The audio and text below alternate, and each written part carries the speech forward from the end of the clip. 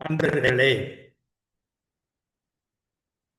வீரமாமுனிவர் இத்தாலிய கம்பரை தன்னுடைய முன்மாதிரியாக வைத்துக்கொண்டு தம்முடைய அரிய காப்பியமாகிய தேம்பாவணியை ஏற்றினார். கம்பரின் கடல் வாழ்த்துக்கு ஏற்ப தாமும் தம்முடைய கடவுள் வாழ்த்தை அவர் அமைத்திருக்கிறார் என்பது மிகவும் இனிமையான ஒன்றாகும். அதனை நாம் இன்று பார்க்க போகிறோம். வீரமாமுனிவர் கடவுளுடைய தன்மையை கம்பர் சொல்வது போல சொல்லி அது கிறிஸ்துவின் பொருள் என்ன என்பதற்கு ஏற்ப அமைத்திருப்பதை பார்க்கும்பொழுது இனிமை பொங்குகிறது.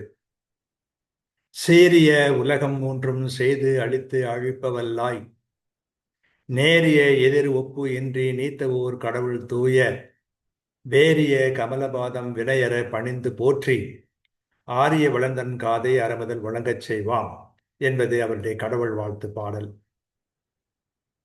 சிறந்த மூன்று உலகங்களையும் படைத்து காத்து அழிக்கவும் வல்லவனாய், தனக்கு நேராக வேறு உயர்வும் ஒப்புமின்றி யாவற்றையும் கடந்து நின்ற ஒரே கடவுளின் தூய்மையும் நறுமணமும் கொண்ட தாமரை மலர் போன்ற பாதத்தை நம் பாவ வினை அருமாறு வணங்கியும் வாழ்த்தியும் அறங்களால் உயர்ந்தோனாகிய வளனின் கதையை அறமுதல் வழங்குமாறு சொல்வோம் என்கிறார் வீரமாமுனிவர்.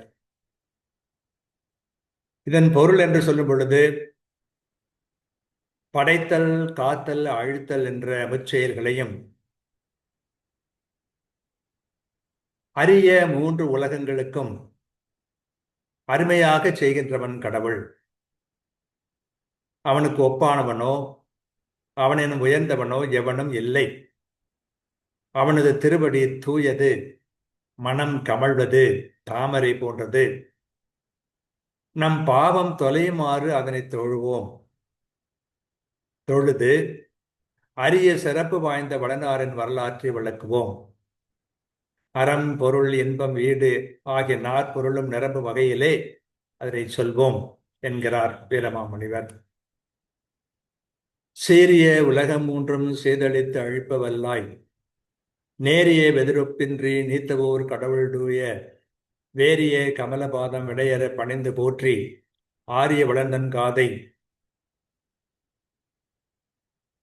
அறமுதல் விளங்கச் செய்வோம். அறம்பொருள், இன்பம், வீடு ஆகிய நான்கு பொருள்களும் வாய்ந்ததாக காப்பியங்கள் அமைய வேண்டும் என்பது தமிழ் மரபு. அதை கடவுள் வாழ்த்தோடு தொடங்க வேண்டும் என்பதும் நமது மரபு. அதையெல்லாம் மனதிலே வைத்துக்கொண்டு வீரமாமுனிவர் இந்த அருமையான கடவுள் வாழ்த்து பாடலை சொல்லுகிறார். இது மிகவும் இனிமையானது. கிறிஸ்தவ கடவுள் கொள்கை என்ன என்பதை அருமையாக, சிறப்பாக, சுருக்கமாக விளக்கி சொல்லிவிடுவதையும் நாம் காண்கிறோம். அதை நாம் ரசிப்போமாக. வாழ்க.